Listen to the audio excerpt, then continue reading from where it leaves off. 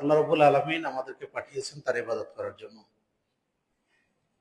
সুতরাং এই ইবাদতের মাধ্যমে আমরা আল্লাহ রাব্বুল আলামিনের রেজামন্দি হাসিল করতে পারবো, পরকালীন জীবনে জাহান্নাম থেকে বাঁচতে পারবো, জান্নাতে যেতে পারবো ইনশাআল্লাহ। কিন্তু ইবাদতগুলির কিছু ফলাফল, কিছু প্রভাব, কিছু প্রতিক্রিয়া, এগুলি কিন্তু আমরা আমাদের ব্যক্তি জীবনেই আমরা লক্ষ্য করি। ইবাদতটা আসলে কবুল হচ্ছে কিনা সেটা আমরা আমাদের আমলের মাধ্যমে আমরা অনেক ক্ষেত্রে বুঝতে পারি। যেমন ধরুন, আমরা অনেক সময় দোয়া করি, তো দোয়া আল্লাহ রাব্বুল আলামিন, রাসূল বলেছেন যে তিনটি দোয়া করার ফলে তিনটা জিনিস পাওয়া যায়। একটা সাথে সাথে কবুল হয়, আর একটা আল্লাহ রাব্বুল আলামিন দোয়ার মাধ্যমে আমাদের কোনো বিপদ আপদ থেকে আমাদেরকে হেফাজত করেন, আর একটা হলো এর যেটা বিনিময়টা পরকালের জন্য রেখে দেন। তো কিছু যে দোয়া আমাদের সাথে সাথে কবুল হয় এটা তো আমরা বুঝতে পারি, তাই না? কিছু দোয়া একবারে সাথে সাথে বোঝা যায় যে দোয়া কবুল হয়ে গেছে। তো এই যে আমরা সালাত আদায় করি,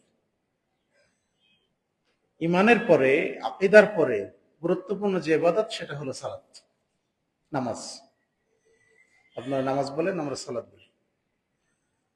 তো এটা অত্যন্ত গুরুত্বপূর্ণ একটা ইবাদত।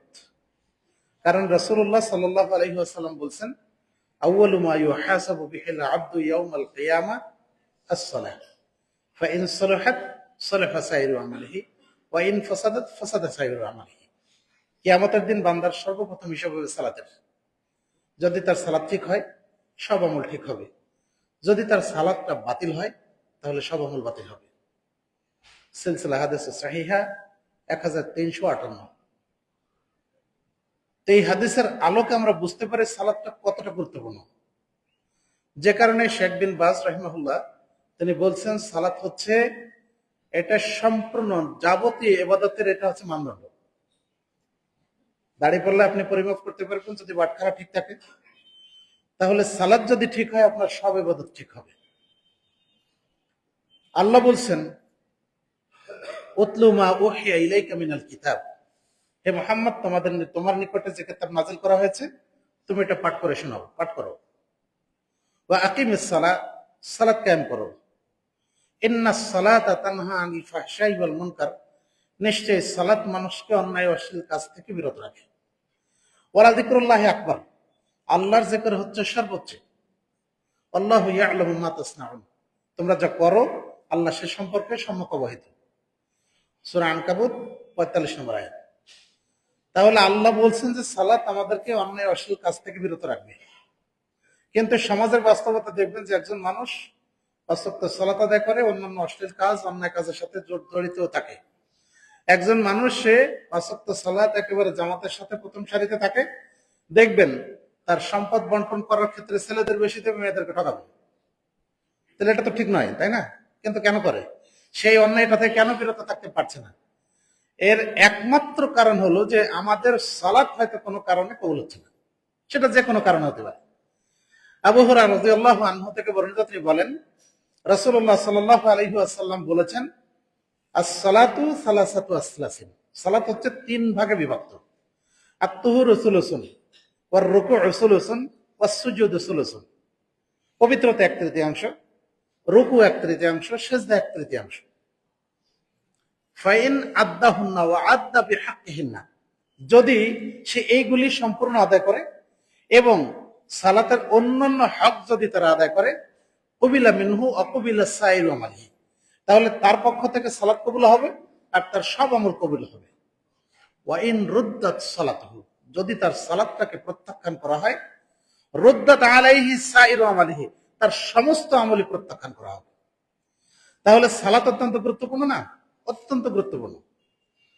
কারণ এই সালাতের মাধ্যমেই একজন মানুষের পরবর্তী আমলগুলি কবুল হবে অথবা বাতিল হবে। সুতরাং আপনাদের কাছে এটা জানা থাকলেও সে কারণে আজকে সালাতের বিষয়ে কয়েকটি কথা আমি আপনাদের সামনে রাখতে চাই। 1 নম্বর কথা হলো যে আমরা আমাদের এই সালাতগুলি কেন আল্লাহর কাছে কবুল হয় না হওয়ার অন্যতম কারণ হলো যে আমরা সালাতটা যেভাবে আদায় করা দরকার, মন মানসিকতা চিন্তা ভাবনা আমাদের যাবতীয় বিষয়গুলি যেভাবে হওয়া দরকার আমাদের এটা হয় না। আল্লাহ বলছেন,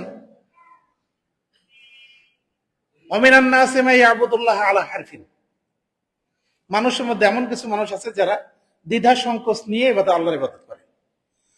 ফাইন আসাবাতহু খাইরুন, যদি তার কোনো কল্যাণ পৌঁছে তখন সে খুশি হয়। ওয়াইন আসাবাতহু শাররুন ওয়াইন আসাবাতহু ফিতনাতুন ইনকালাবা আলা ওয়াজহিহি খাসিরাদ দুনিয়া ওয়াল আখিরা ওয়া যালিকা হুয়াল খুসরানুল মুবিন, যদি তার কোনো বিপদ আপদ আসে তাহলে সে পিছনের দিকে ফিরে যায়, ফলে সে দুনিয়াতে ক্ষতিগ্রস্ত হয়, আখিরাতে ক্ষতিগ্রস্ত হয়। এটা হচ্ছে সবচেয়ে বড় ক্ষতি। সূরা হজ 11 নম্বর আয়াত। তাহলে মানুষ দ্বিধা সংকোচ নিয়ে সালাত আদায় করে, মানে দেখবেন সালাতে দাঁড়াচ্ছে, দাঁড়ানোও ঠিক নাই, হাত বাঁধাও ঠিক নাই, অন্যান্য রূপসজ্জাত পরের ব্যাপার। যে কারণে আল্লাহ রাব্বুল আলামিন এই দাঁড়ানোর দিকে খেয়াল করেই সূরা নিসার 146 আয়াতে আল্লাহ বলছেন, ওয়াইযা কামু ইলাস সালাতি কামু কুসালা, যখন তারা সালাতে দাঁড়ায় তখন অলসতা ভরে দাঁড়ায়। মুনাফিকদের কথা বলছে, মানে এমন ভাবে সালাত আদায় করছে, তার সালাতে যে আছে, যে আল্লাহর সামনে আছে, এটা তার খেয়াল নেই। আল্লাহ আরো বলছেন, ফাখালাফা মিন বা'দিহিম খালফুন আযাউস সালাতা ওয়াত্তাবাউশ শাহওয়াত, অতঃপর তাদের পরে কিছু অপদার্থ জাতি আসলো যারা তাদের সালাতকে বিনষ্ট করেছে। ফাসাউফা ইয়ালকাউনা গাইয়া, ও চিরেই তারা জাহান্নামে নিক্ষিপ্ত হবে। সূরা মারইয়াম 59 নম্বর আয়াত। আল্লাহ বলছেন, ফাখালাফা মিন বা'দিহিম খালফুন, এদের পরে আর একটা অপদার্থ জাতি আসলো, আযাউস সালাতা, যারা তাদের সালাতকে নষ্ট করেছে, ওয়াত্তাবাউশ শাহওয়াত, আর প্রবৃত্তির অনুসরণ করেছে, মনে যা চেয়েছে তাই করেছে। ফাসাউফা ইয়ালকাউনা গাইয়া, ও চিরেই তারা জাহান্নামে নিক্ষিপ্ত হবে। সূরা মারইয়াম 59 নম্বর আয়াত। ওমর ইবনে আব্দুল আজিজ রাহিমাহুল্লাহ একদিন এই আয়াত তেলাওয়াত করলেন। আয়াত তেলাওয়াত করে তিনি বলছেন, দেখো আযাউস সালাতের অর্থ এই নয় যে তারা সালাত ছেড়ে দিচ্ছে। আল্লাহ বলছেন আযাউস সালাতা ওয়াত্তাবাউশ শাহওয়াত, তারা সালাত বিনষ্ট করেছে এবং প্রবৃত্তির অনুসরণ করেছে। ওমর ইবনে আব্দুল আজিজ রাহিমাহুল্লাহ আয়াত তেলাওয়াত করে তিনি বললেন, আযাউস সালাত অর্থ এই নয় যে তারা সালাত ছেড়ে দিয়েছে, বরং আযাউস সালাত অর্থ হচ্ছে তারা সালাতের অক্তটাকে পিছিয়ে দিয়েছে। ফজরের সালাত আদায় করছে কয়টায়? ধরেন 5টায় বা 5টা বাজার 10 মিনিট আগে। এখন অনেক সময় একটু খেয়াল করবেন যে রাসূলুল্লাহ সাল্লাল্লাহু আলাইহি সাল্লামের সুন্নাত হচ্ছে ফজর সালাতে কমপক্ষে 40 আয়াত তেলাওয়াত করা। আর যদি শুক্রবার হতো তাহলে তিনি সূরা সাজদা তেলাওয়াত করতেন প্রথম রাকাতে, আর দ্বিতীয় রাকাতে তিনি সূরা দাহার তেলাওয়াত করতেন, যেটা সূরা ইনসান। সুন্নত কিন্তু এটা। তাহলে সুন্নত প্রতিপালন করলে নেকি পাওয়া যায়, সওয়াব পাওয়া যায়, রাসূলের অনুসরণ করলে জান্নাতে যাওয়া যায়। এখন আপনি যদি মনে করেন যে না, আমি এটা না পড়ে অন্য পড়বো, আমাদের সমাজে তো অনেক মানুষ জানেই না যে সালাতের কোন রাকাতে কখন কি সূরা পড়তে হয়, কোনটা তেলাওয়াত করতে হয়, অনেকেই জানে না। তো এগুলি জানার চেষ্টা করা যেমন দরকার, আমল করাটাও দরকার। এখন 40 আয়াত যদি একজন মানুষ ফজর সালাত আদায় তেলাওয়াত করতে চায়, তাহলে 40 আয়াত তেলাওয়াত করতে কত সময় লাগবে? তার এক রাকাতে অন্তত 5 মিনিট সময় লাগবে, কমপক্ষে 5 মিনিটের কমে 40 আয়াত তেলাওয়াত করা সম্ভব না, যদি ভালো করে তেলাওয়াত করতে চায়।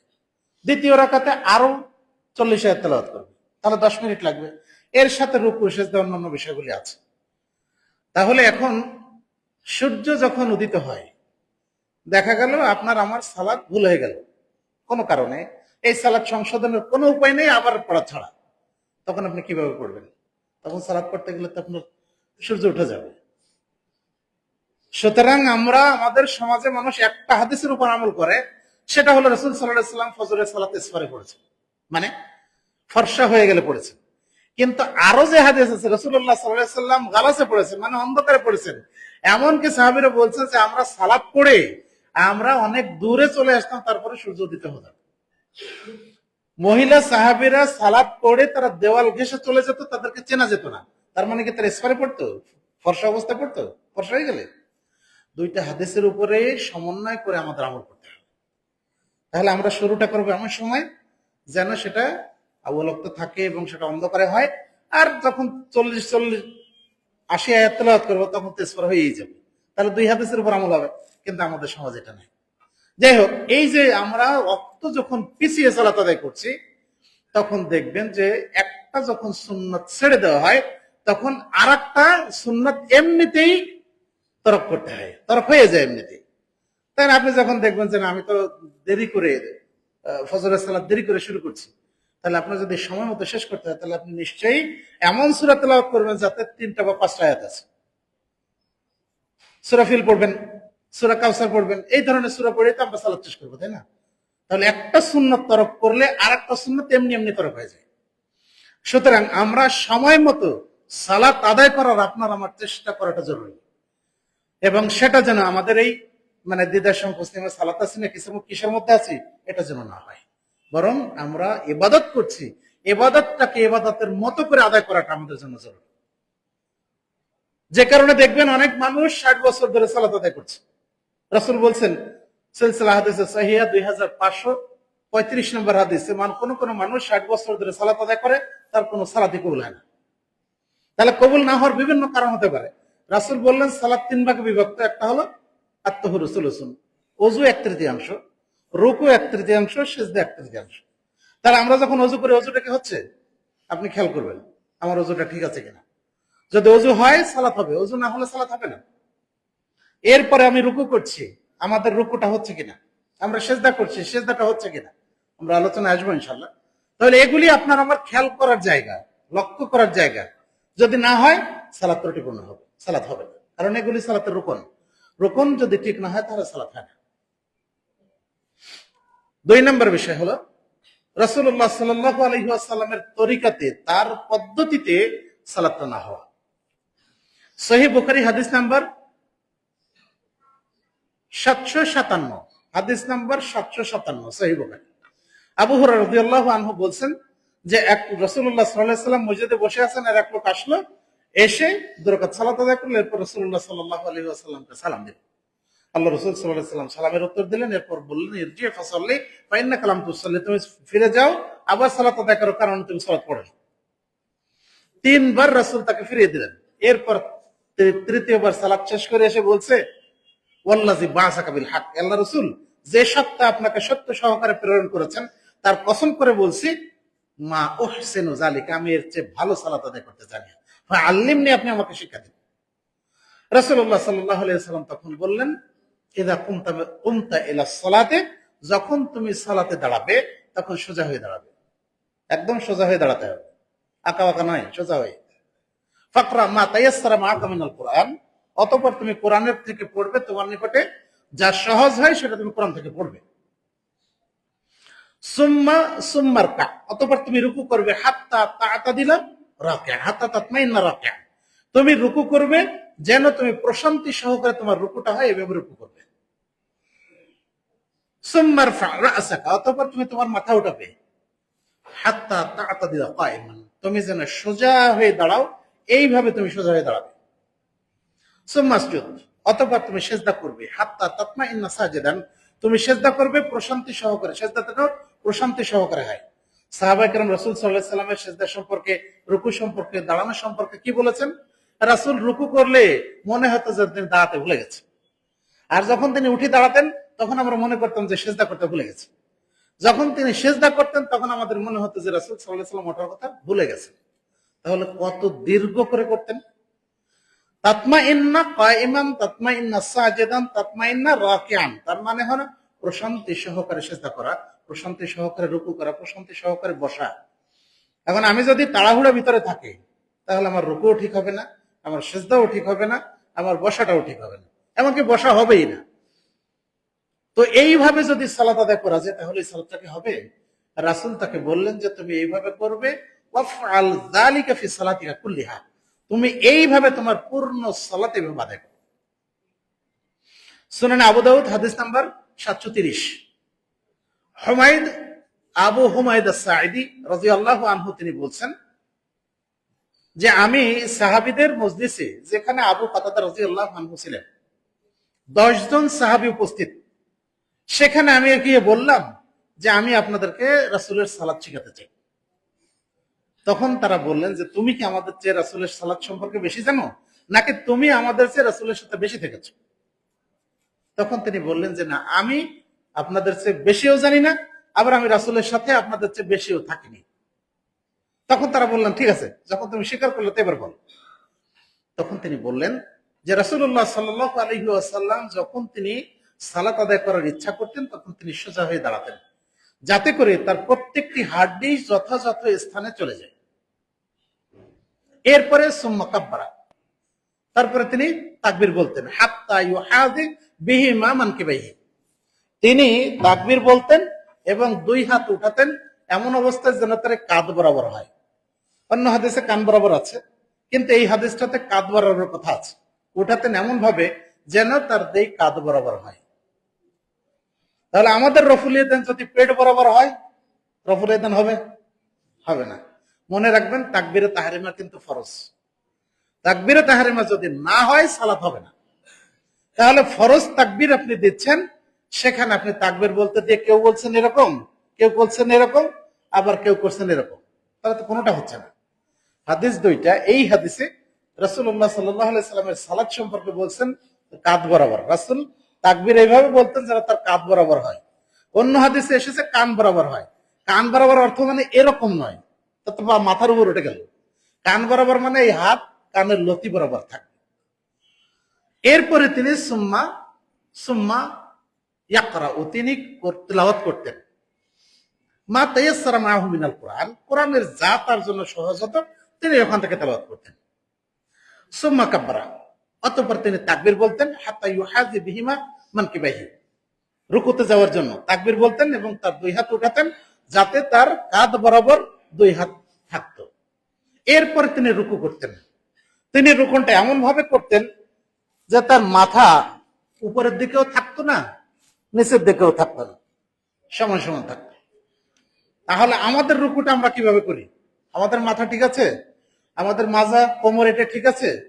আপনাকে চিন্তা করতে হবে। রাসূলুল্লাহ সাল্লাল্লাহু আলাইহি ওয়াসাল্লামের কাছে জিবরিল আলাইহিস সালাম 2 দিন এসেছেন, এসে বলছেন যে আম্মানি জিবরিল, জিবরিল আমার ইমামতি করেছেন। তার মানে ইমামতি করে সালাত কিভাবে আদায় করতে হবে এটা রাসূল সাল্লাল্লাহু আলাইহি সাল্লামকে শিখিয়ে গেছে। সুতরাং রুকু কিভাবে হবে, সেজদা কিভাবে হবে, প্রত্যেকটি বিষয় শিখিয়েছেন। এবার তিনি বললেন, এরপর তিনি উঠে দাঁড়াতেন এবং তিনি সোজা হয়ে দাঁড়াতেন, কোনো আঁকাবাঁকা নয়, সোজা হয়ে দাঁড়াতেন। হাত্তা ইউকিররা, যাতে করে প্রত্যেকটি হাড্ডি তার যথাস্থানে চলে যায়। দাঁড়াইলে আমাদের হাড্ডিগুলি যথাস্থানে যাবে না? যথাস্থানে যাবে। তাহলে এভাবে চলে যাবে। এভাবে তিনি উঠে দাঁড়াতেন। অতঃপর তিনি সেজদা করতেন। তিনি সেজদা করতেন এবং সেজদাতে গিয়ে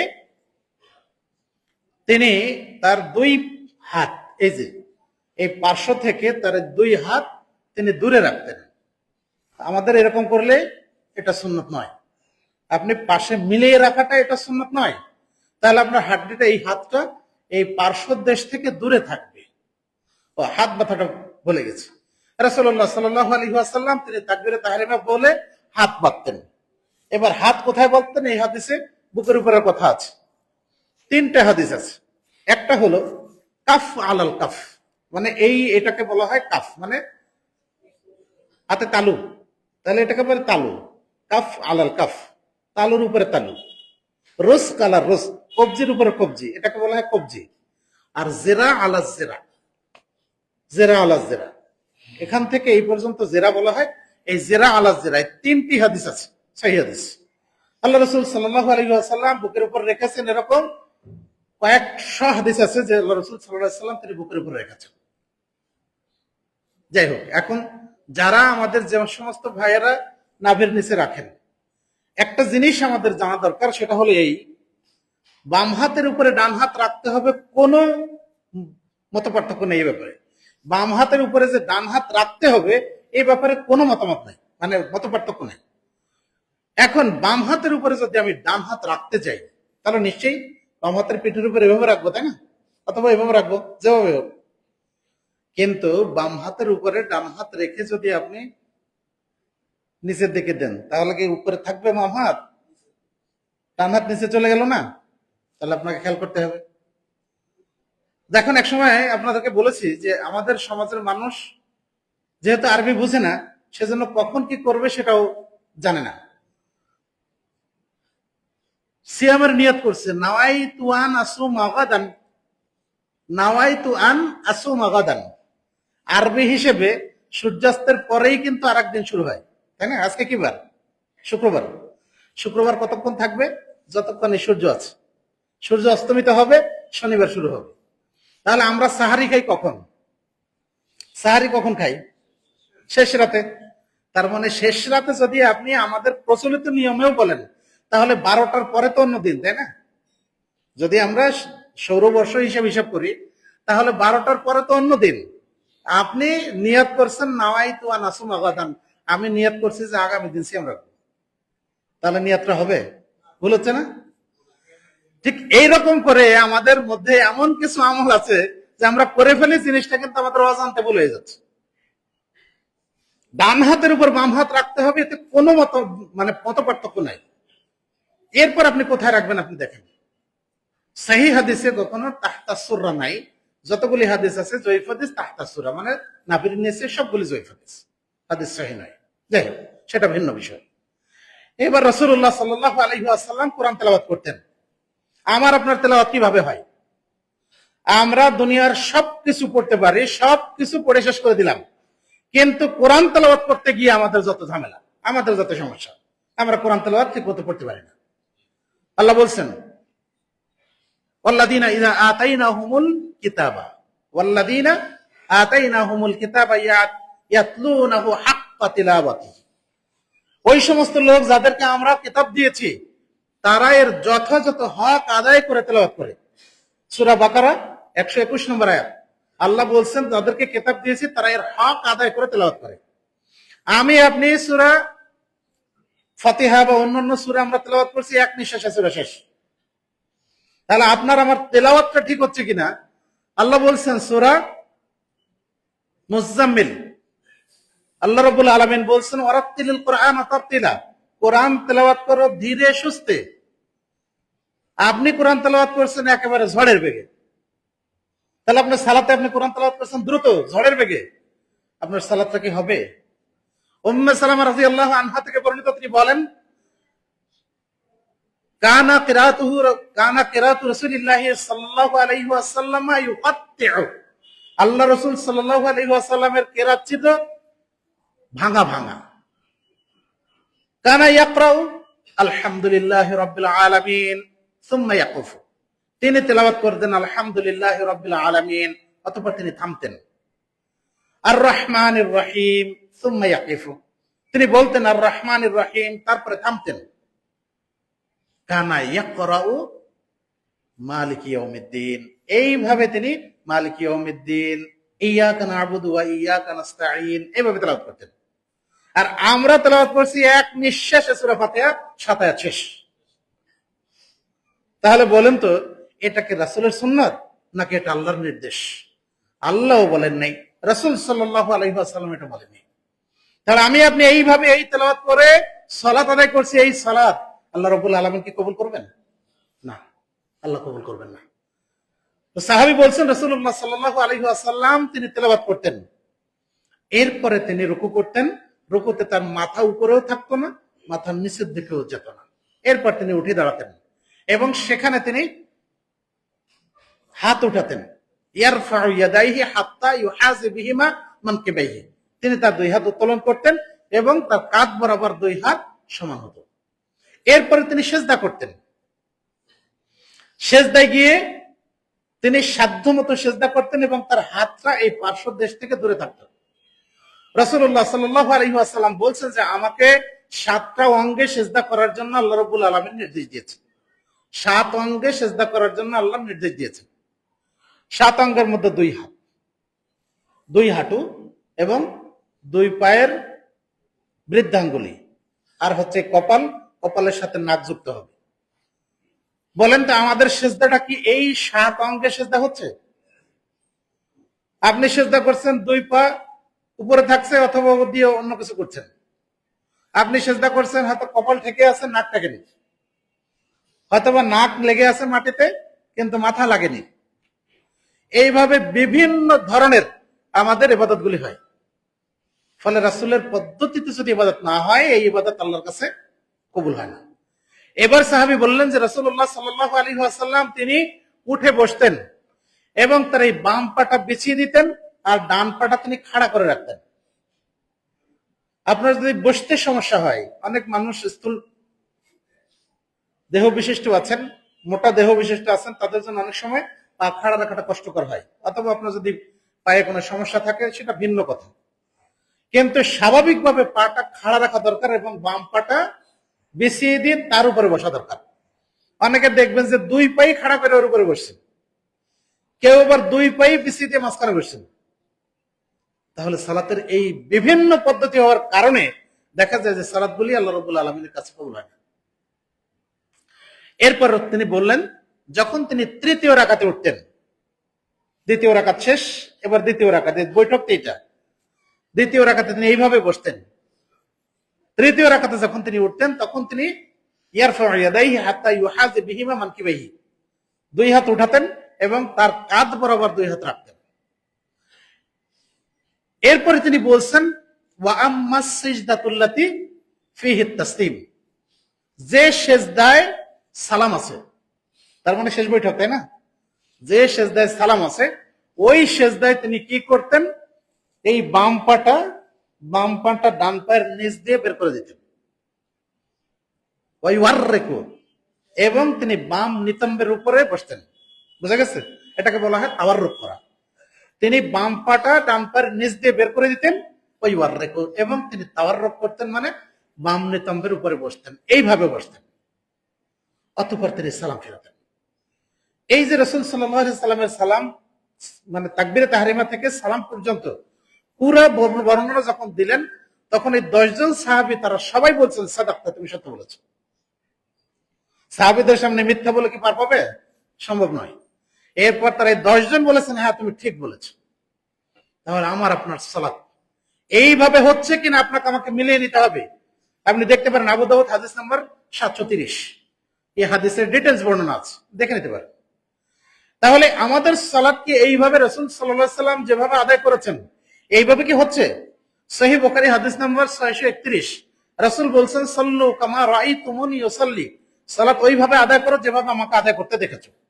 তাহলে রাসূলকে আমরা দেখিনি, কিন্তু রাসূলের হাদিসগুলি আমাদের সামনে মওজুদ আছে। আপনি বুখারী, মুসলিম, আবু দাউদ, তিরমিজি, নাসাই, ইবনে মাজাহ, এই 6টা কিতাবের যে কোনো কিতাব কিনে হাদিসের অধ্যায়টা কিনে আপনি নিজে নাসাই সালাতটা পিছিয়ে মিলিয়ে নেন, দেখেন তো ঠিক আছে কিনা।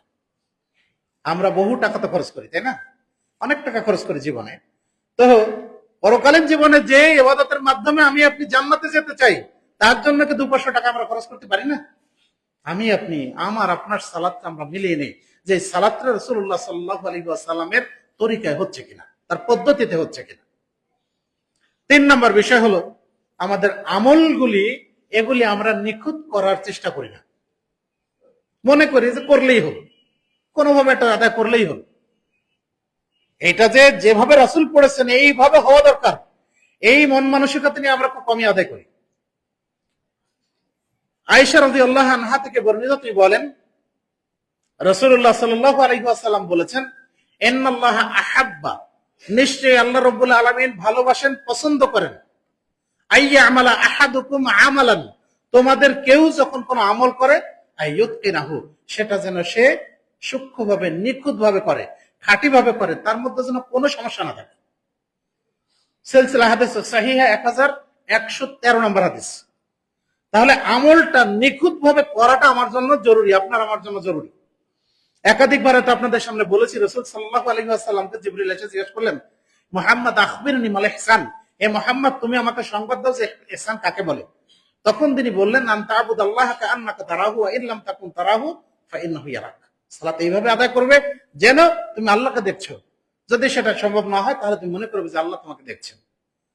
যদি আপনার চেয়ারম্যান, মেম্বার, উপজেলা চেয়ারম্যান, এলাকার এমপি অথবা মন্ত্রী যদি হয়, তাহলে তার পাশে, তার সামনে যেতে আমার আপনার জামা কাপড় জুতা সবগুলি ঠিক আছে কিনা আমরা সব দেখে নেই, তাই না? তাহলে তাদের যিনি সৃষ্টি করেছেন যে আল্লাহ, সেই আল্লাহর সামনে আমি আপনি দাঁড়িয়েছি, তাহলে আমার আপনার দাঁড়ানোটা, আমার আপনার ইবাদতটা কেমন হওয়া দরকার। রাসূলুল্লাহ সাল্লাল্লাহু আলাইহি ওয়াসাল্লাম বলছেন, সুনান আবু দাউদ হাদিস নাম্বার 909, তিনি বলছেন ইন্নাল্লাহ আযযা ওয়া জাল্লা ইন্নাল্লাহ আযযা ওয়া জাল্লা মুকমিলান আলাল ইবাদ ওয়া হুয়া ফিস সালাহ। আল্লাহ রাব্বুল আলামিন বান্দার দিকে তিনি দৃষ্টি ফিরিয়ে রাখেন, তাকিয়ে থাকেন যখন সে সালাতে থাকে। মা লাম ইয়ালতাফিত, যখন সে এদিক ওদিকে না তাকায়। ফাইজা ইনতাফাতা ইনসারাফা আনহু, যখন সে এদিক ওদিক তাকায় তখন আল্লাহ রাব্বুল আলামিন তার থেকে দৃষ্টিটা ঘুরিয়ে নেন। তার মানে আল্লাহর রহমতের দৃষ্টিটা আল্লাহ রাব্বুল আলামিন ঘুরিয়ে নেন। আপনি আমি সালাতে দাঁড়িয়ে, এমনও মানুষ আছে যে সালাতে দাঁড়িয়ে আরেকজন কি করছে সেটা দেখছে। সালাতে আপনার ফ্যান দেওয়া আছে কিনা এটা দেখছে, এসি দেওয়া আছে কিনা এটা দেখছে। আজিব, আপনি আল্লাহর সামনে দাঁড়িয়ে আপনার আমার কি এতটুকু ভয় হওয়া উচিত নয় যে আমি আল্লাহর সামনে দাঁড়িয়েছি, আল্লাহ আমার সব দেখছেন? অথচ মানুষ সালাত আদায় করে এইভাবে যে সালাতে দাঁড়িয়ে সে আরেক দিক তাকাই আছে। আশ্চর্য! সালাতে দাঁড়িয়ে তার সেজদার দিকে তাকাতে হবে, অন্য কোনো দিকে তাকানোর কোনো সুযোগ নেই। দুনিয়াতে যাই হয়ে যাক না কেন, আপনি যতক্ষণ সালাতের মধ্যে আছেন ততক্ষণ আপনার জন্য দুনিয়ার অন্যান্য কাজ নিষিদ্ধ। রাসূলুল্লাহ সাল্লাল্লাহু আলাইহি ওয়াসাল্লাম বলছেন তাকবীর, যখন সে তাকবীর বলে, তাকবীরুহা আর তাহরিম, যখন তাকবীর বলবে, তাকবীরে তাহরিমা বলবে, তখন দুনিয়ার সব জিনিস হারাম। আর তাসলিমুহা আর তাহলিল, যখন সে সালাম ফিরাবে তখন দুনিয়ার হালাল কাজগুলি তার জন্য বৈধ। তাহলে এর মাঝখানে, তাকবীর আর তাসলিমের মাঝখানে এই সালাতে আপনার আমার মন মতো করার কোনো সুযোগ নেই। আপনাকে আমার এগুলো করা চলবে না। আবার দেখুন, আমরা সালাত আদায় করি, রাসূলুল্লাহ সাল্লাল্লাহু আলাইহি ওয়াসাল্লামের সালাত সম্পর্কে সাহাবী বললেন যে তার এই পার্শ্ব দেশ থেকে এগুলা দূরে থাকতো। রাসূলুল্লাহ সাল্লাল্লাহু আলাইহি ওয়াসাল্লাম বলছেন ইযা কানা আহাদুকুম ফিস সালাহ, তোমাদের কেউ যখন সালাতে থাকবে, ফালা ইয়ারফা বাসারহু ইলা সামা, সে যেন তার চোখটাকে আসমানের দিকে না উঠায়। আইয়ালতামি আবাসারহু, হতে পারে যে আল্লাহ রাব্বুল আলামিন তার দৃষ্টিশক্তি কেড়ে নেবেন। কিন্তু অনেক তেমন আছে যে তার সালাতে দাঁড়িয়ে আকাশের দিক তাকাই। তাহলে আমার আপনার আমল, আমার আপনার কাজই বলে দেবে যে আমার আপনার সালাতটা হচ্ছে কিনা, তাই না? আমার আপনার সালাত হচ্ছে কিনা, এটা কিন্তু আমি আপনি যে আমলগুলি করছি, যে কাজ করছি, একটু যদি চিন্তা করি তাহলে আমি বুঝতে পারবো যে আমার আপনার সালাতটা আদৌ কবুল হচ্ছে কিনা। এরপরে সাহাবী বলছেন রাসূলুল্লাহ সাল্লাল্লাহু আলাইহি ওয়াসাল্লাম নাহা রাসূলুল্লাহ সাল্লাল্লাহু আলাইহি ওয়াসাল্লাম ফি সালাতি আন সালাতিন, আল্লাহ রাসূল সাল্লাল্লাহু আলাইহি ওয়াসাল্লাম সালাতে তিনটি জিনিস সালাতে তিনি নিষেধ করেছেন। নাহা আন নকারিল গরাব, কাকের মতো ঠোকর মারতে আল্লাহ রাসূল নিষেধ করেছেন। সেজদার মতো করবেন। সেজদাতে আপনি 3 বার সুবহান রাব্বিয়াল আযীম বলা যায় না, সুবহান রাব্বিয়াল আলা বলার সুযোগ হলো না, আপনি অমনি উঠে গেলেন, আবার পরে আবার সেজদা মেরে দিলেন। এটাকে আল্লাহ রাসূল বলছেন নকারিল গরাব, আল্লাহ রাসূল এটা থেকে নিষেধ করেছেন। 2 নম্বর ইফতিরাশাল সিবা, চতুষ্পদ জন্তুর মতো এটা বিছিয়ে দেওয়া, মাটির সাথে বিছিয়ে দিতে রাসূল নিষেধ করেছেন। ওয়া আইয়ুতানা রাজুলুল মাকামাল ওয়াহিদ কা ইফতানিল বাইর, মসজিদে একটা জায়গা নির্ধারণ করে নিতে, যেমন ভাবে উট যেখানে বসে, উট কিন্তু একটা জায়গা নির্ধারণ করে নেয়, ওইখানেই বসে, ওখান থেকে আর কোথাও যাবে না। মসজিদে এরকম একটা জায়গা নির্ধারণ করে নিয়ে বসা সালাত আদায় করা, এটা রাসূল নিষেধ করেছেন। আমাদের এই মসজিদে নাই, কিন্তু অনেক মসজিদে আছে। দেখা যায় যে এই মুয়াজ্জিন সাহেবের একটা জায়নামাজ, মুতাল্লি সাহেবের একটা জায়নামাজ, অমুক মাতব্বরের একটা জায়নামাজ, অমুক আরেকটা জায়নামাজ, ওখানে কারো দাঁড়ানোর সুযোগ নেই, সে যতই আসুক, আগে আসুক। এগুলো নিষেধ, এগুলো করা যাবে না। বরং মসজিদ আল্লাহর জায়গা, ইবাদতের জায়গা, যে যখন আসবে সে তখন ওখানে সালাত আদায় করবে। তাহলে রাসূল 3টা যে নিষেধ করেছেন, একটা হলো কাকের মতো ঠোকর মারা, মানে রুকু সিজদা যেন আমাদের এত দ্রুত না হয় যেটাকে কাকের মতো ঠোকর মারা বলা হয়। 2 নম্বর হলো আমাদের এই হাত বিছিয়ে দেওয়া, এটা যেন মাটির সাথে লেগে না থাকে, এটাকে বিছিয়ে দেওয়া বলছে।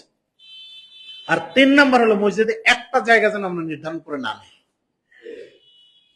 সাহাবীরা বলছেন নাহানি রাসূলুল্লাহ সাল্লাল্লাহু আলাইহি ওয়াসাল্লাম আন নুকারিদ দিক, মোরগের মতো ঠোকর মারতে আল্লাহ রাসূল নিষেধ করেছেন। ওয়ান ওয়াকিআন কাইকাইল কালব, কুকুর যেমন তার হাত বিছিয়ে বসে ওই রকম বসতে রাসূল নিষেধ করেছেন। ওয়াল ইলতিফাতে কা ইলতিফাতিস সালাত, আর এদিক ওদিক তাকাতে যেরকম শ্রীগাল শিয়াল যেমন এদিক ওদিক তাকায় না দেখবেন রাস্তায়, সুতরাং ওই রকম শিয়ালের মতো এদিক ওদিক তাকাইতে আল্লাহ রাসূল নিষেধ করেছেন। তাহলে আমাদের মনে থাকবে ইনশাআল্লাহ আমরা সালাতের মধ্যে যেন এই কাজগুলি আমরা না করি। যদি আমরা সালাতের মধ্যে এগুলি পরিহার করতে পারি, সালাতে মনোযোগ বৃদ্ধি হবে ইনশাআল্লাহ। আর একটা জিনিস খেয়াল করতে হবে, যেটা বললাম যে দ্রুত সালাত আদায় করে, দ্রুত কিরাত করে, ফলে এই কিরাত এত দ্রুত করে নিজেও বুঝতে পারে না, অন্য কেউ বুঝতে পারে না। বিশেষ করে যদি রমজানের সময় তারাবির সালাত হয়, তাই না? তারাবির সালাত যেহেতু রাকাত বেশি পড়তে হবে, সময় যাতে দ্রুত করা যায়, সেই জন্য সূরা এত দ্রুত তেলাওয়াত করে যে হাফেজ সাহেব বোঝে না, ইমাম সাহেব বোঝে না, মুক্তাদির বোঝার প্রশ্নই আসে না, কিছুই বোঝে না। অথচ আমার আপনার এই তেলাওয়াতের জবাব আল্লাহ রাব্বুল আলামিন দিয়ে থাকেন। সহিহ মুসলিম হাদিস নাম্বার 395, আবু হুরায়রা রাদিয়াল্লাহু আনহু থেকে বর্ণিত, তিনি বলেন রাসূলুল্লাহ সাল্লাল্লাহু আলাইহি ওয়াসাল্লাম বলেছেন, আল্লাহ রাব্বুল আলামিন বলেন, কাসসামতু সালাতা বাইনি ওয়া বাইনা আবদি নিসফাইন, আমি সালাতকে অর্থাৎ সূরা ফাতিহাকে আমার মধ্যে এবং আমার বান্দার মধ্যে দুই ভাগ ভাগ করে নিয়েছি। ফাইজা ক্বাল আল আবদু আলহামদুলিল্লাহি রাব্বিল আলামিন, বান্দা যখন বলে আলহামদুলিল্লাহি রাব্বিল আলামিন, সমস্ত প্রশংসা জগৎসমূহের প্রতিপালক আল্লাহর জন্য, আল্লাহ তখন বলেন হামিদানি আব্দি, আমার বান্দা আমার প্রশংসা করেছে। তাহলে আপনি যদি জানেন ভালো লাগবে না? ওয়াইদা ক্বাল আর রহমানির রহিম, যখন বান্দা বলে যে দয়াময় অসীম দয়াবান, তাই না? তখন আল্লাহ রাব্বুল আলামিন বলেন আসনা আলাইয়া আব্দি, আমার বান্দা আমার স্তুতি জ্ঞাপন করেছে, এটাও প্রশংসা। ওয়াইদা ক্বালা মালিক ইয়াউমিদ্দিন, যখন সে বলে বিচার দিবসের মালিক, মালিক ইয়াউমিদ্দিন যখন বলে, তখন আল্লাহ বলেন মাজ্জাদানি আব্দি, আমার বান্দা আমার মর্যাদা বর্ণনা করেছে। ওয়াইদা ক্বালা ইয়্যাকা না'বুদু ওয়া ইয়্যাকা নাস্তাঈন, যখন সে বলে হে আল্লাহ আমরা তোমার ইবাদত করি এবং তোমার কাছেই সাহায্য চাই, ইয়্যাকা না'বুদু ওয়া ইয়্যাকা নাস্তাঈন, তোমারই ইবাদত করি, তোমার কাছেই সাহায্য চাই, তখন আল্লাহ রাব্বুল আলামিন বলেন হাযা বাইনি ওয়া বাইনা আবদি ওয়া লি আবদি মা সাআলা, এটা হচ্ছে আমার এবং আমার বান্দার মধ্যকার ব্যাপার, সুতরাং আমার বান্দার জন্য তাই রয়েছে যা সে চায়।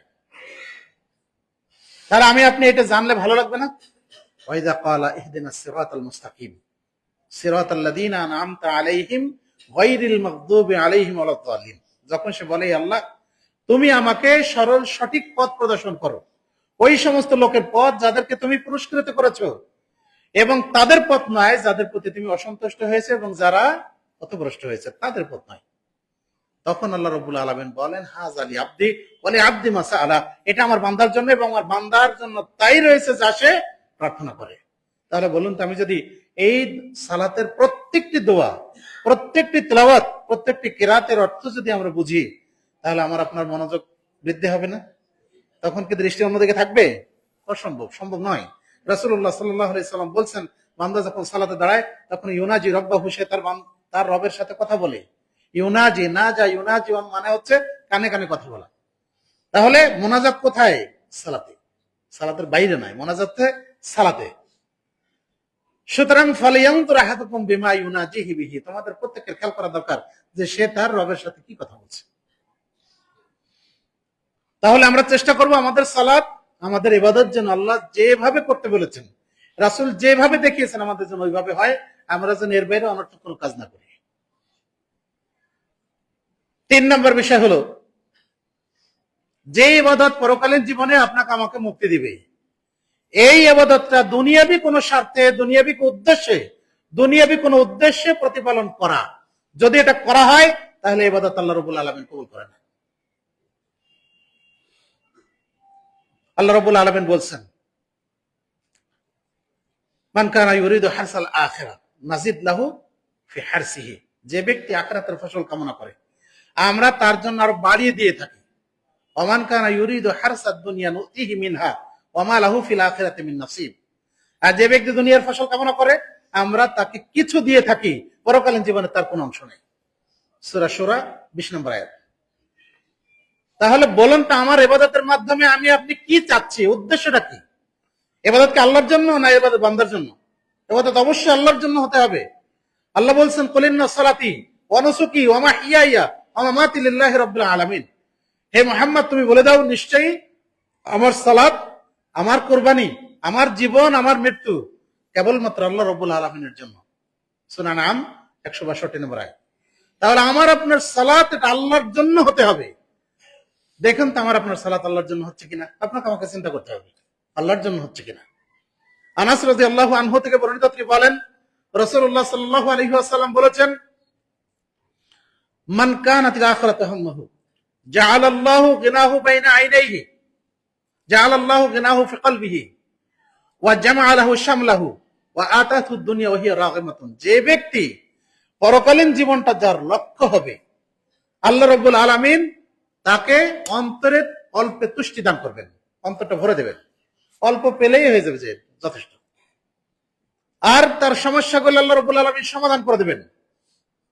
ওমান কানাতিদ দুনিয়া হাম্মুহু, যার দুনিয়াটা লক্ষ্য হবে, জাআলাল্লাহু ফাকরাহু বাইনা আইনাইহি, আল্লাহ তার চোখের সামনে দারিদ্রকে রেখে দেবেন। ওয়া ফাররাকা আলাইহি শামলাহু, তার কাজকর্মগুলি আল্লাহ বিচ্ছিন্ন করে দেবেন, সমস্যাগুলি বিক্ষিপ্ত করে দেবেন।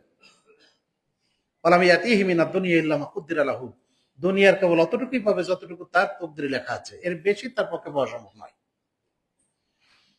আবু হুরায়রা উবাই বিন কাব রাদিয়াল্লাহু আনহু থেকে বর্ণিত, তিনি বলেন রাসূলুল্লাহ সাল্লাল্লাহু আলাইহি ওয়াসাল্লাম বলেছেন, বাশশিরু হাযিহিল উম্মাহ বিস-সান্নাই ওয়ার রুফআতি ওয়াত তামকিনি ওয়ান নুসরাতি ওয়াত তামকিনি ফিল আরদ। তুমি এই কওমকে, এই উম্মতকে উচ্চ মর্যাদা, দুনিয়াতে উচ্চ স্তর লাভ করা, দুনিয়াতে ক্ষমতা লাভ করা, এগুলির সুসংবাদ দাও। তাদের দুনিয়াতে সাহায্য প্রাপ্ত হওয়া, এগুলির সুসংবাদ দাও।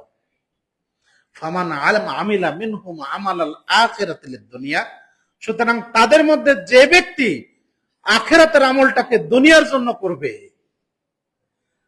ফামালাহু মিন আখিরাতি মিন নাসিব, ফামালাহু ফিল আখিরাতি মিন নাসিব, তার জন্য আখিরাতে কোনো অংশ নেই।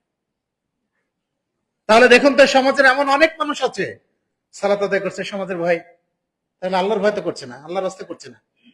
সমাজের এমন অনেক মানুষ আছে যে অনেক বড় বড় ইবাদত করে দুনিয়াবে কোনো জিনিস লাভ করার জন্য। তাহলে পরকালীন জীবনের যে আমল, অর্থাৎ পরকালীন জীবনের ফায়দা পাওয়া যাবে, উপকার পাওয়া যাবে, পরকালীন জীবনে এর মাধ্যমে জান্নাত পাওয়া যাবে অথবা জাহান্নাম থেকে বাঁচা যাবে। তাহলে এই আমল যদি কেউ দুনিয়ার স্বার্থে করে, তাহলে পরকালীন জীবনে সে কোনো অংশ পাবে না। তো যে অংশ, যে আমল আল্লাহর কাছে কবুল হয় না, সেই আমল কি আপনাকে আমাকে দুনিয়াবী জীবনে কোনো ফায়দা দিতে পারে? দিতে পারবে না। সুতরাং আমার আপনার সাবধান হওয়াটা জরুরি। রাসূলুল্লাহ সাল্লাল্লাহু আলাইহি ওয়াসাল্লাম বলছেন, মান ক্বালা লা ইলাহা ইল্লাল্লাহ দাখালাল জান্নাহ, যে ব্যক্তি লা ইলাহা ইল্লাল্লাহ বলবে জান্নাতে যাবে। তাহলে বলাটাকেই যথেষ্ট, এটা বলাটাকে যথেষ্ট। আমাদের গ্রামের পাশের গ্রামই হচ্ছে হিন্দু অধ্যুষিত, আমাদের চারিদিকে, একদিকে দুই দিকে হিন্দু আমাদের গ্রামের, আর দুই দিকে হচ্ছে হানাফি ভাইদের বসবাস। তো এই সঙ্গত কারণে আমাদের স্কুলের হেডমাস্টার ছিলেন হিন্দু।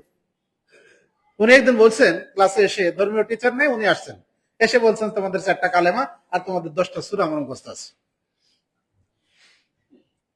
তো 4টা কালেমার 10টা সূরা ওনার মুখস্থ আছে, কিন্তু উনি তো ইসলাম কবুল করেননি। তাহলে এই মুখস্থ থাকাটা ওনার জন্য যথেষ্ট নয়, এটা ওনাকে জান্নাতে নিয়ে যাবে না। আমার আপনার শুধু এই কালেমা পড়লেই আমরা জান্নাতে চলে যাব, বিষয়টা এমনটা নয়। কারণ এর পরেই আব্দুল্লাহ ইবনে আব্বাস রাদিয়াল্লাহু আনহু থেকে বর্ণিত আছে, মান শাহিদা আল্লাহ ইলাহা ইল্লাল্লাহ সিদকাম বিকলবিহি ওয়া নাফসিহি দাখালাল জান্নাহ, যে ব্যক্তি এই সাক্ষ্য প্রদান করবে, মনে প্রাণে বিশ্বাস করে এই সাক্ষ্য প্রদান করবে যে আল্লাহ ছাড়া আর কোনো উপাস্য নাই, দাখালাল জান্নাহ, সে জান্নাতে যাবে। তাহলে আপনার বলাটা মনে প্রাণে বিশ্বাস করে বলাটা হতে হবে। এবার মনে প্রাণে একজন মানুষ কালেমা বলবে আর সে সালাত সিয়াম আদায় করবে, এটা হয়? এটা কোনোদিন হয় না। বরং এটা যদি সে বিশ্বাস করে বলে, তাহলে অবশ্যই সে আমল করবে, ইবাদত করবে, এটাই সঠিক। এখন যদি কেউ ইবাদত না করে, ধরেন কেউ ইবাদত করেনি, কোনো কাজ করেনি, কোনো সৎ আমল করেনি, তাহলে তার ঈমানের কারণে সে একদিন জান্নাতে যাবে, কিন্তু কখন? সে জান্নাতে যাবে, কিন্তু কখন? জাহান্নামে পুড়ে পুড়ে তারপরে যাবে। আর জাহান্নামে এই শ্রেণীর মানুষের, জান্নাতে এই শ্রেণীর মানুষের পরিচয় হবে জাহান্নামীয়ুন, ওর পরিচয় হবে জাহান্নামীয়ুন। ও তাকা মিনার রহমান, রহমানের মাধ্যমে বা রহমানের পক্ষ থেকে তারা মুক্তিপ্রাপ্ত। তাহলে আমরা কি ওই অসম্মান, ওই অপমান, ওই লাঞ্ছনা গঞ্জনা নিয়ে জানাতে চাই না, আমরা সেটা নিয়ে যেতে চাই না। বরং আমরা প্রথমেই আল্লাহ রাব্বুল আলামিন যে 70,000 মানুষকে তিনি বিনা হিসেবে জান্নাতে প্রবেশ করাবেন, দান করবেন, আমরা সেই সারিতে থাকতে চাই, আমরা ওইখানে থাকতে চাই। আল্লাহ কবুল করুন, আল্লাহ আমিন। সেজন্যই কিন্তু আমরা কষ্ট করি, আর সেই জন্যই কিন্তু আপনার আমার প্রত্যেকের আমলগুলি এইভাবে হওয়া দরকার, যাতে করে আমলটা আল্লাহর কাছে কবুল হয়। সবশেষে যে বিষয়টা বলবো সেটা হলো এই, দেখেন আমল কবুল হওয়ার জন্য 3টা শর্ত আছে। তার মধ্যে প্রথম শর্ত হলো আপনার আমার রিজিক হালাল হওয়া লাগবে, তাই না? রিজিকটা হালাল হওয়া লাগবে। আবু হুরায়রা রাদিয়াল্লাহু আনহু থেকে বর্ণিত, তিনি বলেন রাসূলুল্লাহ সাল্লাল্লাহু আলাইহি ওয়াসাল্লাম তিনি বলছেন, ইন্নাল্লাহা আমারাল মুমিনিনা বিমা আমারাল মুরসালিন। আল্লাহ রাব্বুল আলামিন মুমিনদেরকে এই নির্দেশ দিয়েছেন যা তিনি নবী রাসূলকে দিয়েছিলেন। কি নির্দেশ দিয়েছেন? ইয়া আইয়ুহার রাসূল কুলু মিনাত তাইয়্যিবাতি ওয়া আমালু সালিহান। হে রাসূল, হে রাসূলগণ, তোমরা পবিত্র জিনিস খাও আর সৎ আমল করো। একইভাবে আল্লাহ রাব্বুল আলামিন মুমিনদেরকে ওই নির্দেশ দিয়েছেন, ইয়া আইয়ুহাল্লাযীনা আমানু কুলু মিনাত তাইয়্যিবাতি মা রাযাকনাকুম। হে ঈমানদারগণ, আমি তোমাদেরকে যে পবিত্র জিনিস দান করেছি, সে আমি তোমাদেরকে যে রিজিক দিয়েছি তার মধ্যে পবিত্র জিনিস ভক্ষণ করো। সুম্মা যাকারা রাজুল, অতঃপর রাসূল সাল্লাল্লাহু আলাইহি ওয়াসাল্লাম এক ব্যক্তির কথা উল্লেখ করলেন, ইউতিলুস সাফর, যে ব্যক্তি দীর্ঘ সফর করে এসেছে। আশআসা ওয়া আকবারা, যে লোকটার চুল উস্কো খুস্কো আর কাপড় চোপড় ধুলা মলিন। ইয়ামুদ্দু ইয়াদাইহি ইলাস সামা, যে ব্যক্তি আসমানের দিকে 2 হাত তুলে বলছে, আই রব্বি আই রব্বি, হে আমার প্রতিপালক, হে আমার প্রতিপালক, তুমি আমাকে এইটা দান করো, তুমি আমাকে ওইটা দান করো। ওয়া মাতআমুহু হারামুন ওয়া মাশরাবুহু হারামুন ওয়া মালবাসুহু হারামুন ওয়া গুযদিয়া বিল হারাম, তার খাবার হারাম, তার পানীয় হারাম, সে যা পড়েছে সেটা হারাম, সে হারামই খেয়ে থাকে। ফাআন্না ইউস্তাজাবু লিযালিক, তাহলে তার দোয়া কিভাবে আল্লাহ কবুল করতে পারে? সহিহ মুসলিম হাদিস নাম্বার 1015। তাহলে এই হাদিসের আলোকে যেহেতু আল্লাহ রাব্বুল আলামিন হালাল রিজিক না হলে, খাদ্য পানীয় বস্ত্র এগুলি হালাল না হলে যেমন তিনি দোয়া কবুল করেন না, অন্য হাদিসে রাসূলুল্লাহ সাল্লাল্লাহু আলাইহি ওয়াসাল্লাম বলছেন, আর দোয়া হুয়াল ইবাদা, দোয়া হচ্ছে ইবাদত। তাহলে দোয়া ইবাদত, ইবাদত দোয়া যদি কবুল না হয় তাহলে অন্য ইবাদত আল্লাহ কবুল করবেন না। তাহলে আপনার আমার যাই করি না কেন এটা হালাল হওয়া দরকার। এজন্য সালাফে সালেহিনের মহিলারা তারা বলতেন, ইন্না নাসবিরু মিনাল জুট, নিশ্চয়ই আমরা ক্ষুধা তৃষ্ণায় আমরা অবশ্যই ধৈর্য ধারণ করব। ওয়ালাকিন লান নাসবিরা মিনান নার, আমরা জাহান্নামের আগুন থেকে কখনোই ধৈর্য ধারণ করতে পারবো না। মানে দুনিয়াতে তুমি আমাকে খাওয়াও আর না খাওয়াও, এখানে যদি কষ্ট হয় ক্ষুধা তৃষ্ণা এটা সহ্য করবো, সমস্যা নেই। কিন্তু পরকালীন জীবনে আমাকে যে জাহান্নামে যেতে হবে হারামকে, এইটা আমরা সহ্য করতে পারবো না। তাহলে আপনার আমার প্রত্যেকের চিন্তা করা দরকার, মানুষ বরং খেলেই মারা যায়, তাই না? বেশি যদি খায় মারা যায় না, কিন্তু না খেয়ে মানুষ বহুদিন জীবন ধারণ করতে পারে। শুধু পানি পান করে একজন মানুষ অনেকদিন জীবন ধারণ করতে পারে, তো মানুষ খেলেই মারা যায়। সুতরাং আমরা চেষ্টা করব আমাদের রিজিক, আমাদের যেটা উপার্জন, এটার জন্য হালাল হয়, আমরা চেষ্টা করব। আল্লাহ তৌফিক দান করুন, আল্লাহুম্মা আমিন। যে কয়টা কারণ আপনাদেরকে বললাম যে আমাদের সালাত কেন কবুল হয় না, এক নম্বর কারণ বলেছিলাম যে এটা আমরা যথাযথভাবে আদায় করছি না, দ্বিধা সংকোচ নিয়ে আমরা ইবাদত করি, ফলে ইবাদতটা আল্লাহর কাছে কবুল হয়। 2 নম্বর হলো রাসূলুল্লাহ সাল্লাল্লাহু আলাইহি ওয়াসাল্লামের পদ্ধতিতে হচ্ছে না, ইবাদতটা রাসূলের পদ্ধতিতে হচ্ছে না। সেটা সালাত হোক, সিয়াম হোক, হজ হোক, যাকাত হোক, যেটাই হোক না কেন, পদ্ধতি যদি রাসূলের না হয় তাহলে ইবাদত আল্লাহর কাছে কবুল হয় না। আয়েশা রাদিয়াল্লাহু আনহা বলছেন, মানে আমিল আমালান লাইসা আলাইহি আমরুনা ফাহুয়া রাদ, যে ব্যক্তি এমন কোন কাজ করলো যে বিষয়ে আমাদের কোনো অনুমোদন নেই, সমর্থন নেই, আমলটা পরিত্যাজ্য। তাহলে রাসূলের পদ্ধতিতে না হওয়ার কারণেই দেখেন আমাদের ইবাদতগুলি, আমাদের সালাতগুলো আল্লাহর কাছে কবুল হচ্ছে না। 3 নম্বর কারণ বললাম যে আমরা পরকালীন জীবনের যে আমল, এই আমলটা আমরা করছি দুনিয়াবি স্বার্থে, দুনিয়ার জন্য আমরা এটা করছি, যে কারণে আমাদের এই ইবাদতগুলি কবুল হচ্ছে না। অনেক সময় মনোযোগও আসছে না, সালাত আদায় করছি কিন্তু আমাদের মনোযোগ আসছে না। 4 নম্বর যেটা বললাম সেটা হলো এই যে আমাদের রিজিক হালাল নয়, অনেক ক্ষেত্রে অনেকের রিজিক হালাল নয়। সেই জন্য ইবাদত আল্লাহ রাব্বুল আলামিন কবুল করেন না, সালাত আল্লাহ কবুল করেন না। এজন্য আমাদের দোয়াও আল্লাহর কাছে কবুল হয় না।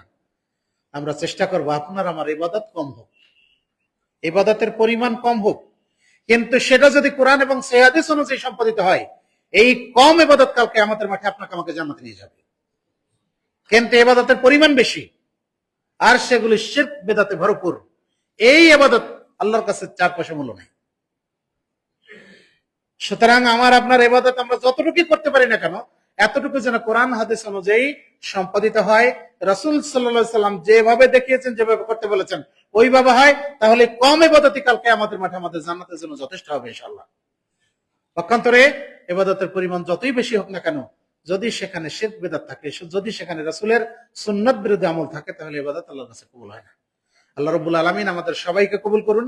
আমরা যেন আমাদের ইবাদতগুলি আমরা আল্লাহর কাছে কবুল এবং মঞ্জুর হয় এমন ভাবে আমরা ইবাদতগুলি সম্পাদন করতে পারি। আল্লাহুম্মা আমিন। আকুলু কওলি হাযা আস্তাগফিরুল্লাহ লি ওয়া লাকুম ওয়া লিসাইরিল মুসলিমিন